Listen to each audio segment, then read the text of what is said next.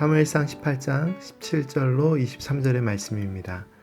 사울이 다윗에게 이르되 내 딸 메랍을 내게 아내로 주리니 오직 너는 나를 위하여 용기를 내어 여호와의 싸움을 싸우라 하니 이는 그가 생각하기를 내 손을 그에게 대지 않고 블레셋 사람들의 손을 그에게 대게 하리라 함이라. 다윗이 사울에게 이르되 내가 누구며 이스라엘 중에 내 친속이나 내 아버지의 집이 무엇이기에 내가 왕의 사위가 되리이까 하였더니 사울의 딸 메랍을 다윗에게 줄 시기에 무올랏 사람 아드리엘에게 아내로 주었더라. 사울의 딸 미갈이 다윗을 사랑하매 어떤 사람이 사울에게 알린지라 사울이 그 일을 좋게 여겨 스스로 이르되 내가 딸을 그에게 주어 그에게 올무가 되게 하고 블레셋 사람들의 손으로 그를 치게 하리라 하고 이에 사울이 다윗에게 이르되 내가 오늘 다시 내 사위가 되리라 하니라. 사울이 그의 신하들에게 명령하되 너희는 다윗에게 비밀히 말하여 이르기를 보라 왕이 너를 기뻐하시고 모든 신하도 너를 사랑하나니 그런즉 내가 왕의 사위가 되는 것이 가하니라 하라. 사울의 신하들이 이 말을 다윗의 귀에 전하매 다윗이 이르되 왕의 사위 되는 것을 너희는 작은 일로 보느냐 나는 가난하고 천한 사람이라 한지라. 사무엘상 18장 말씀에는 다윗을 시기하고 다윗을 위험에 빠뜨리려는 사울에 대한 이야기가 기록되어 있는데 어제 생명의 삶 본문 말씀에 이어서 오늘 본문 말씀에서도 사울은 다윗을 죽이려는 시도를 이어가고 있습니다. 함께 읽은 말씀 17절 말씀에서 사울은 첫 번째 딸 메랍을 다윗에게 주겠다라고 약속하지만 그 이유는 사실 순수하게 다윗을 사위로 삼고 싶어서가 아니었습니다. 이 말씀을 잘 읽어보면 사울은 딸들을 이용해 다윗을 죽음의 자리로 내몰려고 합니다. 사울은 다윗에게 딸 메랍을 주리니 다윗이 블레셋 사람들과 더욱 용맹스럽게 싸우라고 말합니다. 그런데 이 17절 말씀에도 기록되어 있지만 사울의 속마음이 무엇인지를 우리는 확인할 수 있는데요. 그 속마음은 다윗이 블레셋 사람들의 손에 죽을 테니 자신이 다윗을 죽일 필요가 없다는 생각이었습니다. 사울은 다윗이 블레셋 사람의 손에 죽기를 바랐습니다. 반면 다윗은 사울에게 자신에게는 너무나도 가분한 일이라 설명하면서 왕의 사위가 되기에는 자신도 자신의 집안도 별 볼 일 없음을 이야기합니다. 이 혼인은 어떻게 되었을까요? 사울은 처음부터 딸을 다윗에게 줄 마음이 없었습니다. 사울은 일방적으로 약속을 파기하고 메랍을 다른 사람의 아내가 되게 합니다. 그런데 생각해보면 사무엘상 17장 25절 말씀에 사울은 이미 백성들에게 골리앗을 이긴 자에게 딸을 주겠다라고 약속을 하였습니다. 그 딸이 메랍이라고 말을 하진 않았지만 사울은 골리앗을 쓰러뜨린 다윗에게 자신이 한 약속을 지켜야 했는데 그 약속을 지키지는 않고 다른 조건을 걸었던 것입니다. 이러한 과정을 통해 다윗이 자연스럽게 전쟁터에서 죽음을 맞이하기를 기대했습니다.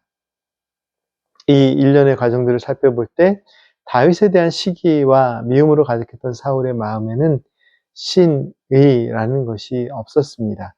사울은 이제 둘째 딸 미갈이 다윗을 사랑한다는 사실을 알게 되었고 미갈을 다윗과 결혼시키려 합니다. 그런데 그것은 약속을 지키기 위해서가 아니라 그 속마음에는 또 다시 블레셋 사람들의 손에 의해서 다윗이 죽기를 바라는 마음이 있었습니다. 사울은 다윗을 죽이려고 하는 그런 속마음을 숨기고 다윗을 사위로 삼겠다는 생각을 왕의 신하들에게 전하고 비밀스럽게 다윗에게 전하라고 명령합니다. 사울의 신하들이 사울의 제안을 전하지만 다윗은 여전히 자신에게는 그럴 자격이 없다라고 생각을 합니다. 오늘 함께 읽지는 않았지만 생명의 삶 본문 말씀은 18장 마지막 절인 30절까지의 말씀인데요. 함께 읽은 23절의 말씀 이후의 내용도 간략하게 살펴보겠습니다. 사울은 이제 본인이 직접 나서서 다윗에게 아무것도 필요 없으니 블레셋 사람들 100명의 목숨을 취한 증거만을 가져오라고 요구합니다. 사울은 다윗이 이 요구를 만족시키기 위해 블레셋 사람들과 싸우는 과정에서 자연스럽게 다윗이 죽기를 바랬습니다. 원래 고대 이스라엘에서 신부를 얻을 때 신랑은 적절한 지참금 또는 대가를 지불했다고 합니다. 그런데 사울이 블레셋 사람의 목숨을 요구하자 다윗은 이번에는 사울의 제안에 반응을 합니다.